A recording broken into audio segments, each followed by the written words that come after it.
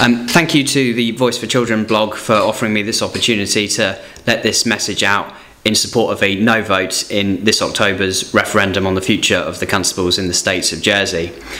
People in Jersey have a huge amount to be proud of in this island.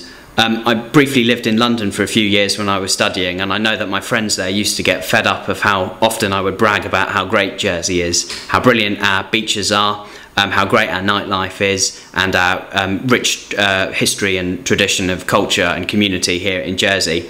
But the one thing that always raised eyebrows for whoever I spoke to was when I spoke about Jersey's political system. I studied law, so when I'd speak to my law professors, I'd talk about our independent legal system, which was often, quite an area of interest for them to hear about.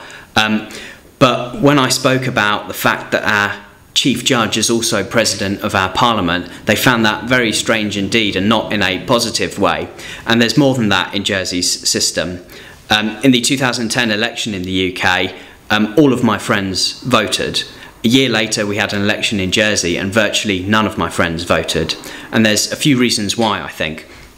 The first is that we have a very peculiar electoral system with 3 types of elected MP, all elected on completely different mandates, some elected primarily for one job rather than another, and no overarching party system to guide people's decision making. And we have no say at all in what the final makeup of our government is.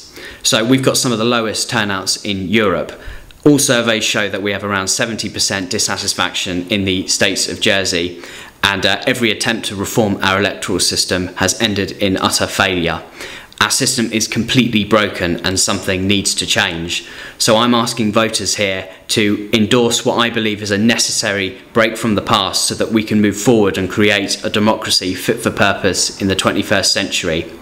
The only thing that will be achieved by voting to keep the constables in the states is to preserve the status quo, and I believe that that is unacceptable.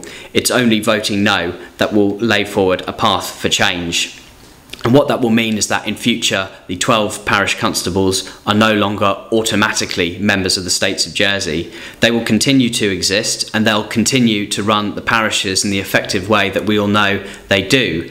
And if they want to be members of the states of Jersey, they can simply stand for election separately as a deputy or as a senator or as whatever the new type of states member may be. They'll have that opportunity, and so the constables that people believe would make a good states member as well as constable won't be deprived of that opportunity to do so. So I believe that a no vote means we'll preserve and keep the best of both worlds there, an effective parish system separate to the states of Jersey, but with the democratic choice of the people to have somebody who is also their constable represent them in the states if they want to.